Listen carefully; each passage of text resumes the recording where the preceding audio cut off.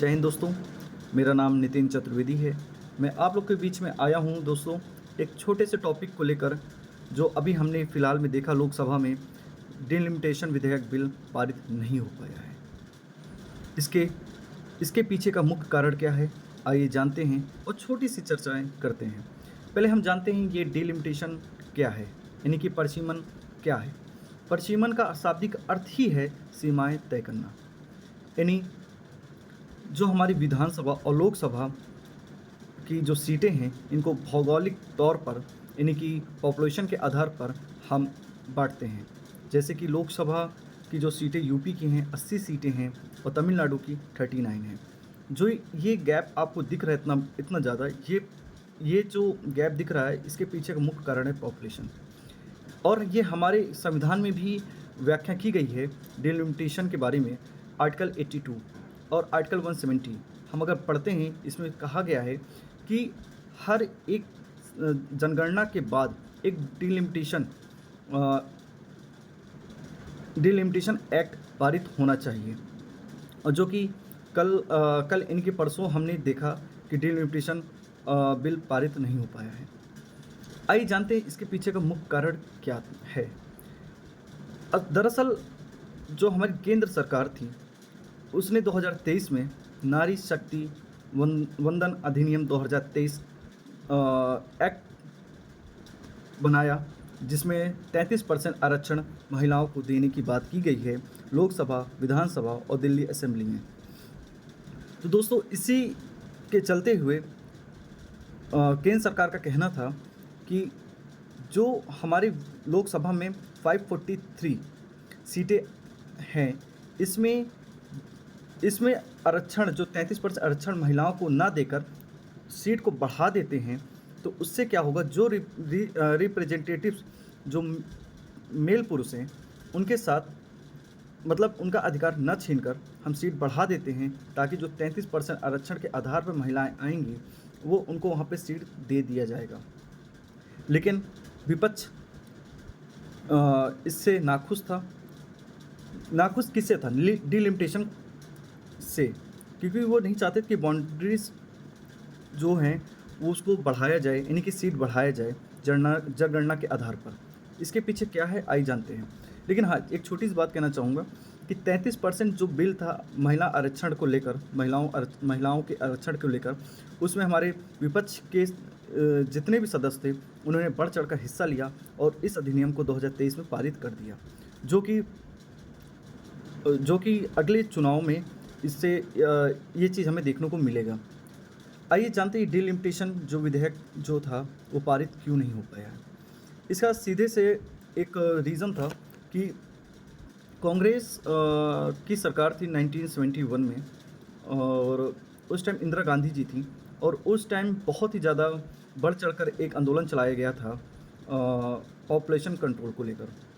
तो उस टाइम काफ़ी स्टेट इससे प्रभावित हुए थे, जैसे कि अगर हम बात करें मोस्टली साउथ इंडिया के, जैसे तमिलनाडु, केरल, आंध्र प्रदेश, कर्नाटक, ये सब क्षेत्र बहुत ही ज़्यादा प्रभावित हुए, और उन्होंने पॉपुलेशन कंट्रोल को ध्यान में रखते हुए और अपनी जनसंख्या की वृद्धि नहीं की। लेकिन उसी तरफ हम देखें कि नॉर्थ इंडिया, यानी कि यूपी, बिहार, मध्य प्रदेश, ये जो सभी क्षेत्र हैं, यहाँ पे जनसंख्या की वृद्धि बहुत ही तेज़ी से हुई है। तो इनका ये कहना है कि यदि हम डिलिमिटेशन, जो कॉन्स्टिट्यूशन में बताया गया है कि जनगणना के आधार पर डिलिमिटेशन होगा, अगर इस चीज़ को देखते हैं तो यूपी की जो सीट आज 80 है, वो बढ़कर हो सकता है 120, 130 या 140 भी हो सकती है वहाँ पे। और यहीं पे अगर देखा जाए, अगर हम एग्जांपल पे लें तमिलनाडु की, जो आज वर्तमान में उनकी सीट 39 है, वो ज़्यादा नहीं बढ़ेगी, क्योंकि वहाँ पे पॉपुलेशन ग्रोथ उस रेट में, मतलब उस स्तर पर नहीं हुआ जिस स्तर पर यूपी और बिहार और मध्य प्रदेश का हुआ है। तो जो साउथ इंडियन के हमारे नेता लोग थे, उनका कहना है कि लोकसभा में अधिकतर जो मेंबर्स होंगे वो हमारे नॉर्थ इंडिया के होंगे। तो इससे एक डिस्प्यूट होने के ज़्यादा चांसेस हैं north India and south India. तो दोस्तों, मैं यहाँ पे यही कहना चाहूँगा कि जो विधेयक था वो पास हो जाना चाहिए था, ये नहीं होना चाहिए था। अभी तो फ़िलहाल हमारे पास रिज़ल्ट हमको यही देखने को मिला कि नहीं हुआ है। और कुछ लोगों का कहना है कि बहुत से लोग नाराज़ हैं और हमारे आदरणीय प्रधानमंत्री जी भी संबोधन में देश के जनता के सामने आकर यही कहे कि ये एक नारी शक्ति का हनन है। तो दोस्तों, अब ये क्या सही है, क्या गलत है, ये हमें आपको डिसाइड करना है। क्या ये सच में नारी शक्ति का हनन था? क्या हमने अपनी नारी शक्तियों, जो हमारी महिला हैं, हमारे देश की जो फीमेल्स हैं, क्या इनको हमने इनका अधिकार छीना है? यदि सरकार ने 33% आरक्षण दिया है, ये तो बहुत अच्छी बात है। अगर सीट नहीं बढ़ पाई है, तो क्या ये नारी शक्ति का जो हम बढ़ावा करना चाहते हैं, क्या ये हनन है?